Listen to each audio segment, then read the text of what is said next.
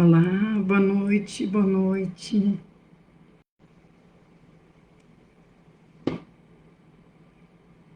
Boa noite, estamos aqui mais uma vez, como sempre fazemos todos os domingos, para mais um Evangelho no Lar, com a voz um pouco afetada, mas vamos tentando levar. Então vamos nesse momento, são 19 horas, pontualmente, vamos agradecer a esse mestre de amor por mais essa oportunidade, que possamos unidos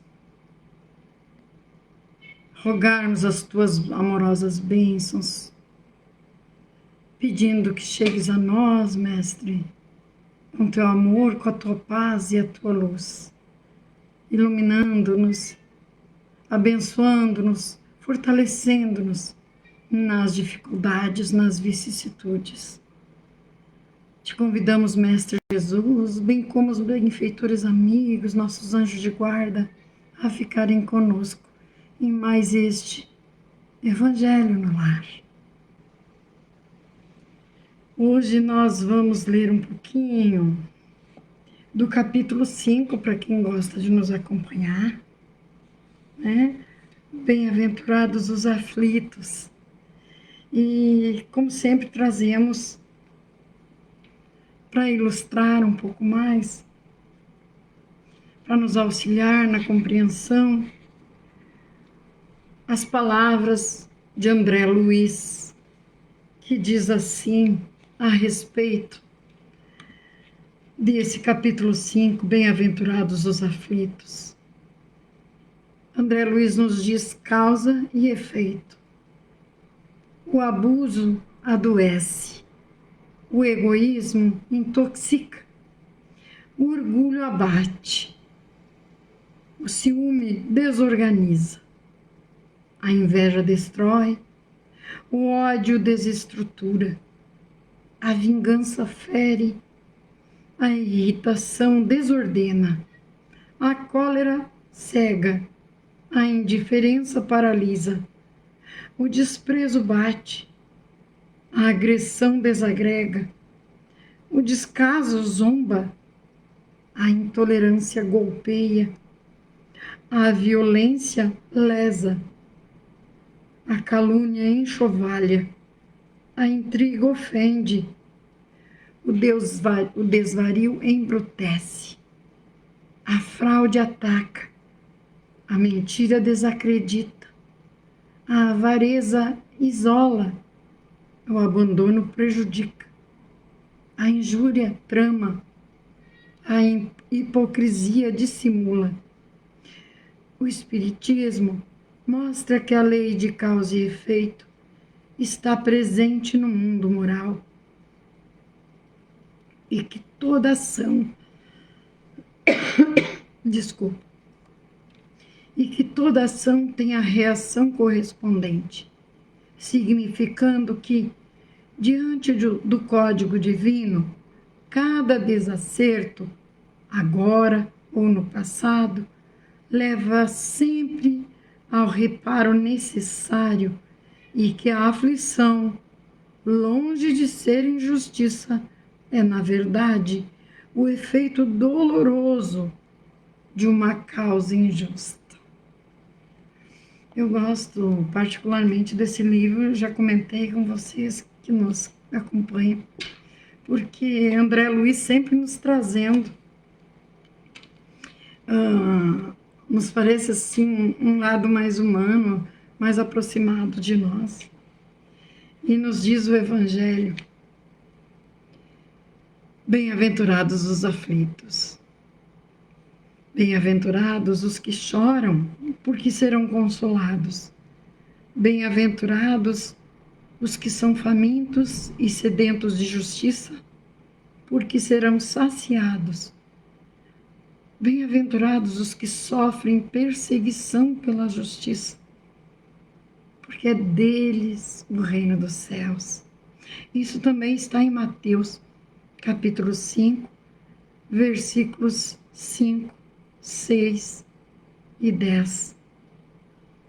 É importante como a gente pega várias citações de Mateus, porque consta na literatura que o evangelho de Mateus é um evangelho mais detalhado. Mateus acompanhava Cristo, a impressão que dá mais de perto, e anotava tudinho, né?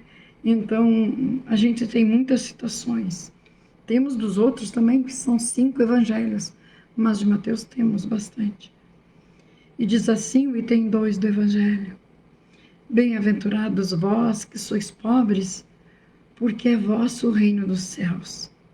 Bem-aventurados vós que agora tendes fome, porque sereis saciados.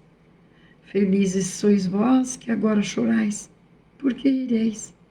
Isso também está em Lucas, capítulo 6, versículos 20 e 21. Mas ai de vós, ricos, porque tendes vossa consolação neste mundo. Ai de vós, que estáis saciados, porque tereis fome. Ai de vós, que agora rides, porque sereis reduzidos aos prantos e às lágrimas. Isso também em Lucas capítulo 6, versículos 24 e 25. E nos diz o nosso roteiro sistematizado, diz assim para nós: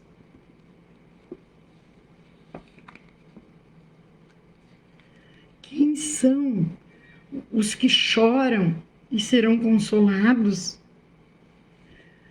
São aqueles que sofrem as suas provações com resignação e paciência. Aqueles que sofrem, mas se revoltam, se desesperam, não terão o consolo de que fala Jesus. É simples, né, queridos irmãos? A gente pensar, quem de nós já não viu alguém culpando a Deus pelo mal que está acontecendo consigo? E nós sabemos que não, que o Pai não é culpado de nada. Na verdade, o Pai não quer que sua criatura sofra, mas nós semeamos e precisaremos colher. Como sempre falamos, a semeadura é livre, a colheita obrigatória. Então, se nós não erramos aqui, se não for alguma causa aqui desta encarnação, com certeza foi de uma outra existência que fizemos alguém sofrer e nós mesmos pedimos para passar por aquela dificuldade para resgatar. Muitas vezes pedimos para sofrer na pele aquilo que fizemos os outros sofrerem. Dá licença.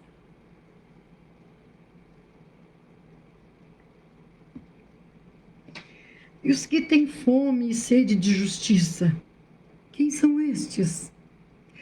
São os injustiçados, os que padecem em consequência das desigualdades entre os homens, os que veem seus direitos desrespeitados sem ter quem lhes ouça os reclames. Também, quantas vezes vimos isso, assistimos muitos irmãos sem ter a quem recorrer, sendo injustiçados realmente. Não raro, os famintos e sequiosos de justiça são antigos déspotas, alcançados pela infalível justiça de Deus no momento adequado. Também aqui precisamos lembrar que Deus não é injusto, que nós estamos aqui resgatando. Por isso que nos fala o roteiro sistematizado para estudo do Evangelho, que não raro esses irmãos que hoje sofrem, que estão sedentos de justiça, injustiçaram alguém, causaram mal a alguém. Quais os que sofrem perseguição pela justiça? Os que buscam defender os mais fracos, falar pelos que não têm voz, buscar o direito dos injustiçados. Estes, por combater o erro, incomodam os poderosos e se tornam alvo de sua perseguição. Esses são os que sofrem perseguição pela justiça, quando querem proteger os mais fracos. Num mundo como o nosso, marcado pelo egoísmo e pela injustiça, Lutar por uma sociedade justa e fraterna acarreta perseguições hoje, mas reserva alegrias futuras. Olha que bom, não é? Nós sabemos que é importante que nós tenhamos sempre em mente que o Pai nos observa, sabe tudo o que fazemos ou o que deixamos de fazer. Sabe o bem e o mal que praticamos. Sabe o bem que deixamos, que nos esquivamos de fazer. Mas sabe muito bem também o mal que nós praticamos. Então nós precisamos nos atentar a isso, nos alertar. E assim, isso vai nos ajudar muito a termos paz de espírito, a termos a consciência leve quando formos fecharmos os nossos olhos à noite. Lembrando de Santo Agostinho, que sempre fazia uma análise do dia dele, que a gente possa fazer e termos sempre um saldo positivo no nosso dia. Isso faz muito bem para nós. A que pobres Jesus se refere? Aos desprovidos de bens materiais, privados dos meios indispensáveis à sobrevivência, que não reclamam da miséria que experimentam, mas buscam no trabalho a satisfação de suas necessidades e na prática do bem, oportunidade de ascensão espiritual, sobretudo aos que não se acomodam e que buscam com equilíbrio a melhoria. Via de regra, os pobres de hoje são os ricos de ontem, que não souberam utilizar suas riquezas em favor do bem e no serviço ao próximo. Aqui também está, mais uma vez, para nos recordar de que o Pai não é injusto. Nos diz o Evangelho que todos nós já fomos ou seremos, somos ou seremos ricos um dia. Então, aqueles de nós que já fomos ricos e que usamos a riqueza, a fortuna egoisticamente, só pensando no nosso bem-estar, na nossa melhoria pessoal, não lembramos dos nossos irmãos, não auxiliamos os nossos irmãos em nada, não soubemos auxiliar, então nós viemos na miséria, como prova também, porque a riqueza e a miséria são duas provas distintas, mas nos diz também o Evangelho que a riqueza é uma prova bem mais difícil que a miséria. Por quê? Porque a riqueza nos traz tentações, ela nos exalta o orgulho, aquilo que já temos em nós, né? O orgulho e o egoísmo, nós ainda temos arraigado isso em nós, senão não estaríamos aqui na Terra. E aí a riqueza faz isso com a gente. Então tem que ser muito, muito humilde, perseverante, né? Para trabalharmos em nós o egoísmo e o orgulho e realmente trabalharmos em favor dos outros, do nosso próximo, quando a riqueza nos é dada pelo Pai.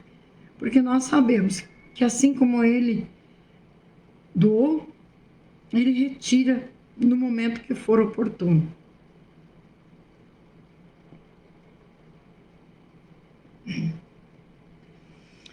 Quero lembrar aqui, eu não lembro se eu dei, preocupada com a minha voz, com a minha garganta, não lembro se eu dei.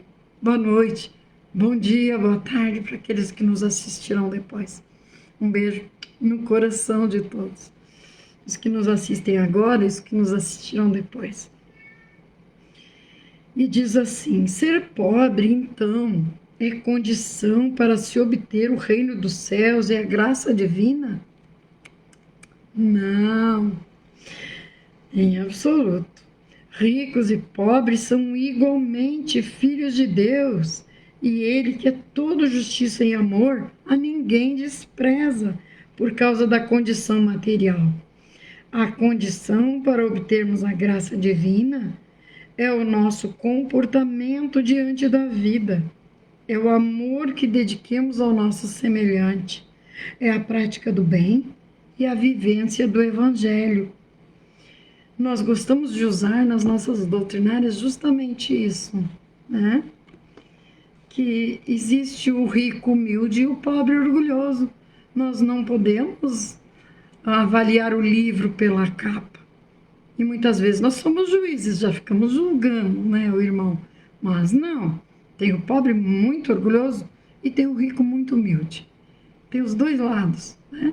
Então não dá para definir, é pobre, é humilde, não. Então por isso Deus ama a todos igualmente e é pelo bem que a gente faz e não se somos ricos ou pobres, né?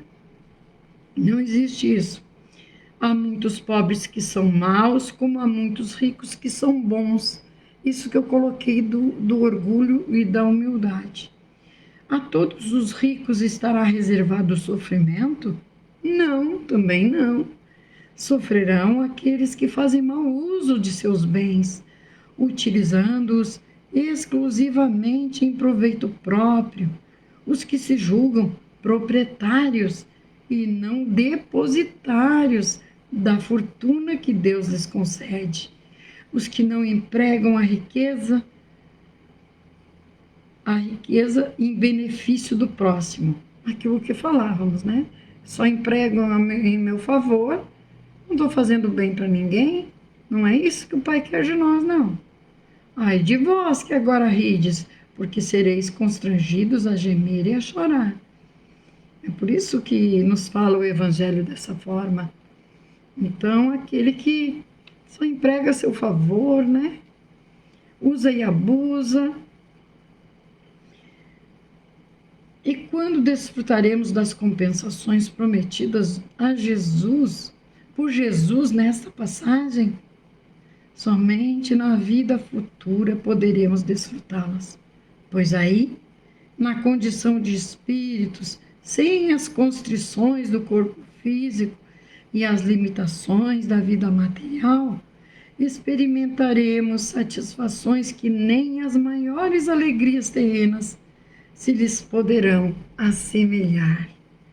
Somente na vida futura podem efetivar-se as compensações que Jesus promete aos aflitos da terra. E nos diz aqui, no item 3, na justiça das aflições, as compensações que Jesus promete aos aflitos da terra só podem acontecer na vida futura. Sem a certeza do porvir, essas máximas seriam um contrassenso. Mais que isso, seria um logro. Mesmo com essa certeza, dificilmente se compreende a utilidade de sofrer para ser feliz. Diz-se que é para ter mais mérito. Mas pergunta-se então, por que uns sofrem mais que os outros? Por que uns nascem na miséria e outros na riqueza, sem terem feito nada para justificar essa situação? Porque uns nada conseguem, enquanto para outros tudo parece sorrir? Mas o que se compreende menos ainda é os bens e os males, divididos tão desigualmente entre o vício e a virtude. Homens virtuosos sofrerem, enquanto os maus prosperam. A fé no porvir pode consolar e proporcionar paciência, mas não explica essas anomalias que parecem desmentir a justiça de Deus. Todavia, desde que se admita Deus, não se pode concebê-lo sem a infinitude de perfeições. Ele deve ser todo poder, todo justiça, todo bondade. Sem isso não seria Deus.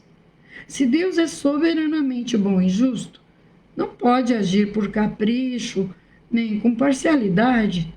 As vicissitudes da vida têm, pois, uma causa. E como Deus é justo, essa causa deve ser justa.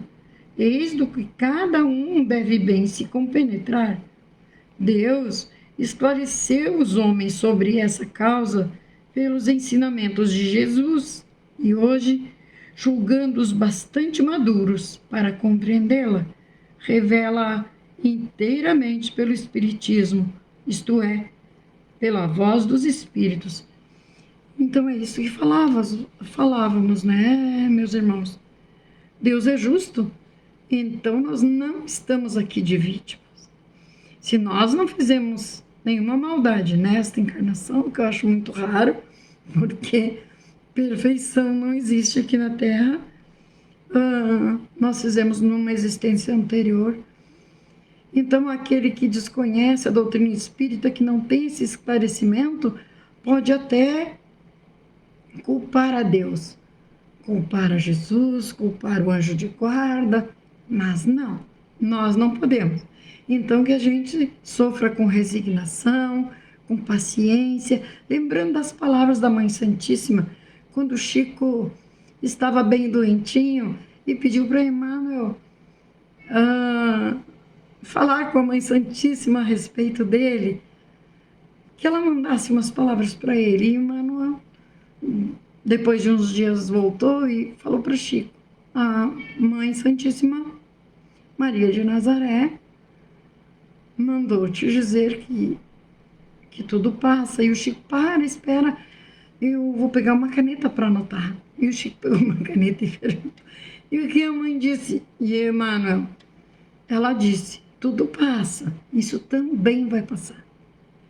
E era só isso. Então, sempre Chico escreveu isso e mantinha ao lado da cama dele.